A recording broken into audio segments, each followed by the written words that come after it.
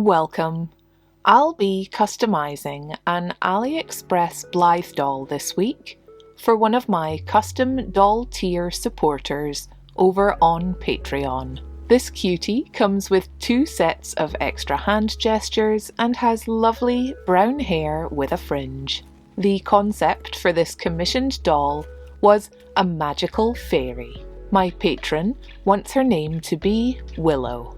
She's a healer, inspired by lush greenery and flowers, and she wanted to incorporate green for her daughter's birthstone and touches of pink too. We thought she could have a magical staff, some potion or herb bottles, pointed ears, and wings. I looked for reference photos for wings and flowers I might paint onto her backplate. Then I drew up some more refined sketches with a stronger idea of her makeup, dress design and accessories. I lightly sanded away the factory face-up and sealant from her face and set up a box to do my carving in, to limit the spread of dust in the studio. I pulled the eyelashes out of the iMac so I can sand it and get it ready for colouring, and just had to try on the eyelashes for myself. What do you think? They're a bit much. I marked out some guidelines for symmetry onto her face and started carving the plastic of her face to create a more unique character. I started with hand tools, curved blades for scooping, metal files and shaped bits for refining the shapes further. I often start with the nose, deepening the creases either side of the nostrils and deepening the nostrils themselves. I turn the head around in my hands, looking from many different angles as I work, trying my best to keep the changes consistent from side to side. My favourite tool is the small curved scalpel blade. I can use this to cut into the plastic, but most often I use it to scrape and even out the tool marks left by the other tools. I find that doing this diligently really helps cut down on the sanding at the end. I work away over many hours, deepening the sides of the mouth, changing the shape of the lips to appear fuller, bit by bit smoothing out areas I've changed along the way. I'll wait until I've sculpted on her pointed ears before I finish sanding her, so I make a start on that next. I use a 2-part compound called Epoxy Sculpt and press and shape 2 flat ear shapes onto a sheet of glass, which is laid over outline drawings of the ears. While I wait for the compound to cure and harden, I'll make a start on her magic staff. I'll include some glass beads for a little colour and sparkle, and will hand sculpt them onto a wooden dowel, using shapes inspired by leaves and vines. It's a little tricky to secure the beads while the compound is still soft and pliable, and my first efforts are a little heavy-handed and awkward looking. I try to blend the shapes into the dowel, but decide that the overall look is too large in scale for the doll and start over on a second attempt. I think it'll be better. The ears have cured and pop off the glass easily. I mix up more Epoxy Sculpt and mould it around and under the existing ears to create a secure anchor point.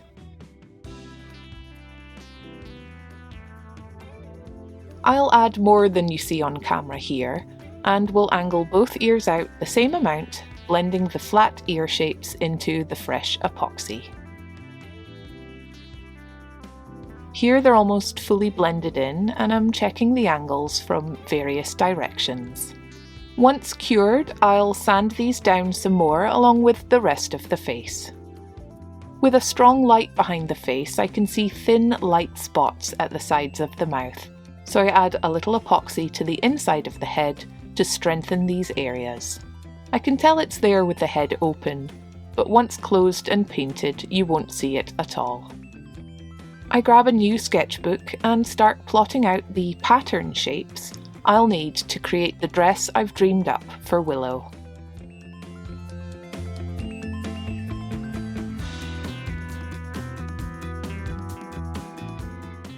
I make my plans and start testing the fit against a spare doll body. I'll make the upper bodice using 2 shapes like this, gathered to follow the body's curves. I must apologise, I'll be jumping around from piece to piece today. I had my house decorating break in the middle of this project and was juggling all the separate elements at once when I came back. I've got Willow's magic staff cut to fit the height of her hand, then tapered and weathered by hand. I use acrylic paints to stain the wood darker at either end to suggest years and years of use. I base coat the upper staff in black, then paint in lighter shades of green to bring out the details more, with a little dry brushing right at the end. While I've got the paints out, I'll have to colour match these ears too. I kind of wish I could colour the epoxy before it cures, or buy it in flesh colours instead. It took 5 coats of paint to cover the grey and get a pretty good colour match to the head. I can now base coat the head with Mr. Super Clear UV Cut Matte Spray. I put the head on a stand to help me hold it and add pink pastel to the back as a base for the artwork I'll add. I add soft pinks to the ears and will add more to the cheeks, forehead, nose and chin, and deeper colour to the lips and eye sockets. My patron liked the green and pink eyeshadow from my sketches, but upon searching I only had this sap green pastel on hand. It was enough to start building up the area, but I needed to buy some bolder green pastel to get the effect I wanted. I'll use it on her eyelids as well. I placed an order for some and continued with the rest of the face for now. Penciling in the lip shape with a bright red at first, then adding darker shades in subsequent layers.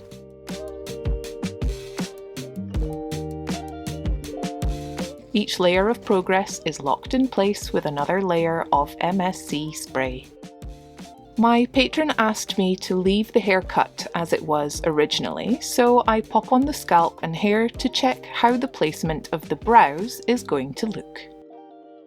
Before drawing them in, I add another darker layer to her lips.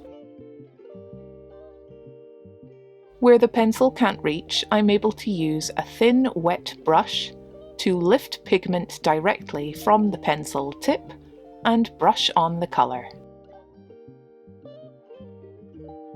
I then start lightly penciling in individual eyebrow hairs with a brown coloured pencil. A little pastel adds more definition to the outer brows. I use a soft putty eraser to clean up any overspill from the pastel. I can also wet a brush and use it to flick coloured pigment from the tip of a pencil, creating random splotches, useful for adding freckles to the face. If I don't like the placement of any, I can add a touch of clean water and lift it with a tissue. I use this technique to add freckles all round the head.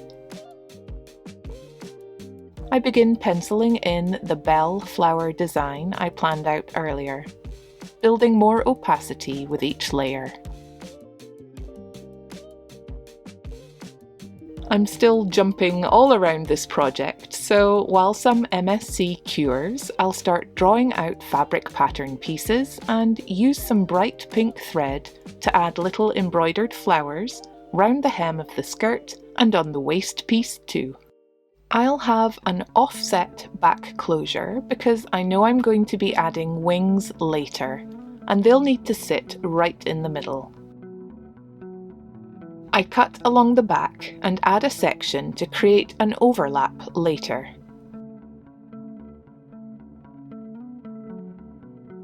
When it's time to close the skirt, I'll sew up just the lower part.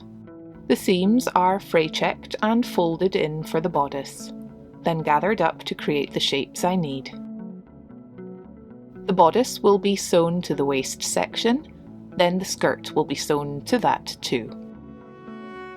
Once attached, the full circle skirt drapes so nicely, with the shortest section sitting just to the doll's right. I'm happy with the neat pointed back, just like the sketches. Next, I start cutting and shaping flounces to add to the skirt. I just love having asymmetry and random floof in a skirt. The two-toned paper here helps show how the folds are created, turning from a spiral shape into a sort of ruffled cascade.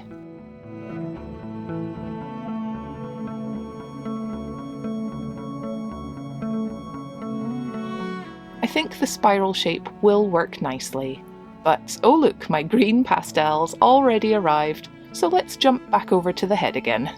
I really do love these pan pastels, despite laughing at them the very first time I saw them in an art shop. I didn't realise they could be used in so many ways. I found a UK-based art shop selling them way cheaper than on Amazon, and they arrived really quick. I start adding them to Willow's eyes and lids. Here's the finished backplate artwork as well. I use a white paint pen to make the highlights really pop. And her face so far. Still some more green to add, but I've added more detail around the eyes and lifted the brows with some white hairs drawn in towards the centre. Checking back in with the dress, I'm pinning, then hand stitching the ruffles into place, off centre at the front and back. For Willow's wings, I plan to use this iridescent sticky film to have the light create lots of magical colour as she moves. I first thought to use this thicker wire as an outline and flood the spaces with resin, with a rounded hook to tuck in to the back of her dress, but I realised it was way too heavy looking. I switched instead to this thinner gold wire, cutting, shaping and sticking it to the sticky side of the film. I could then add a thin layer of UV resin that will hold all the wire in place. I trim away the excess film and paint on another layer of resin to strengthen the wing. The long wires at the base wrap around this stronger wire loop that will tuck into her clothing. I use little drops of resin to seal the wire joins before adding the rest. I really love how delicate these wings feel, but with the iridescent film left on, they're surprisingly strong. I'll wrap more gold wire around the base to secure the wings and lock it in with resin. Jumping away again, I start working on her little shoes. Using my own free Blythe shoes sewing pattern, link in the description, I sew the uppers from a matching green cotton. The shoe soles are cut from thick card, then stuck onto a layer of felt.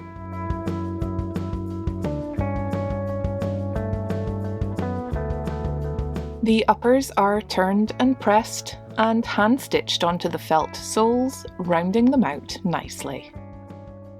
I jump back to the face again, glossing Willow's lips with clear varnish once her final few layers of matte sealant are cured. I'm so pleased with the green makeup colour. I add a little black liner to the lids and glue in new lashes too. As requested, I select new eye chips for Willow, magic sparkly blue and pink, and a set of green front-facing. I'll make a super special set of chips for her too. I print a set of eyes that I designed myself and seal the print with Mod Podge to protect it from the resin. I'll be adding some incredibly tiny, real dried flowers and some iridescent foil to catch the light. Here they're in a layer of uncured UV resin. In the next layer, I add tiny water slide decal leaves, and I'll seal these with more resin. A couple more layers of top coat give the eye chips a beautiful clear finish. I have most of Willow's pieces made, just a floral hairband with fabric flowers hot glued flat into place. And then her pull cord details. I'll look out some beads for these. Here's the hairband sewn from a dark green power mesh fabric to match her outfit. I looked out some beads to try out and added one last touch of a little glossed black eyeliner, something I almost forgot from her concept art. I start reassembling her, pushing the lids into place.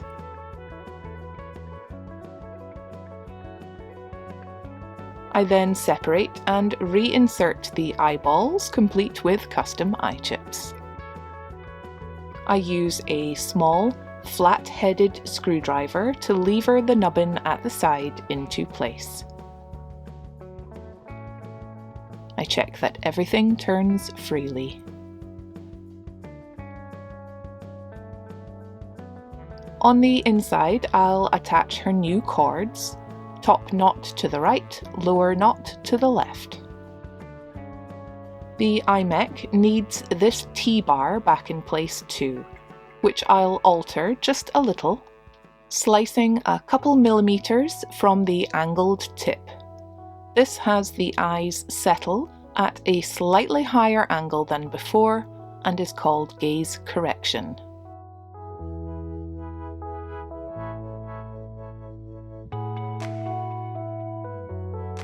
The cords are threaded out through the back plate and the head will be closed with 3 screws.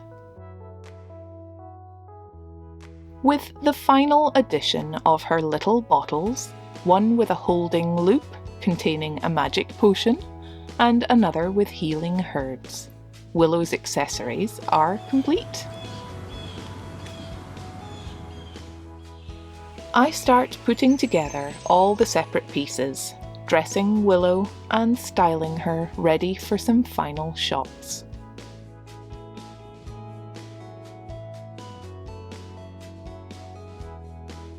I really wanted to do something special with her hair to give it more personality, but also to give her wee wings some breathing space. The thick Blythe hair just overwhelms them otherwise. I twist and create 2 buns, securing with elastics, but reinforcing with thread too, as I'm very aware that the elastics will break after a while. I give her some pleated and twisted braids in the front, and add her lovely floral hairband. With her potion and staff in hand, we can turn her to see the finished pull cords and delicate wings.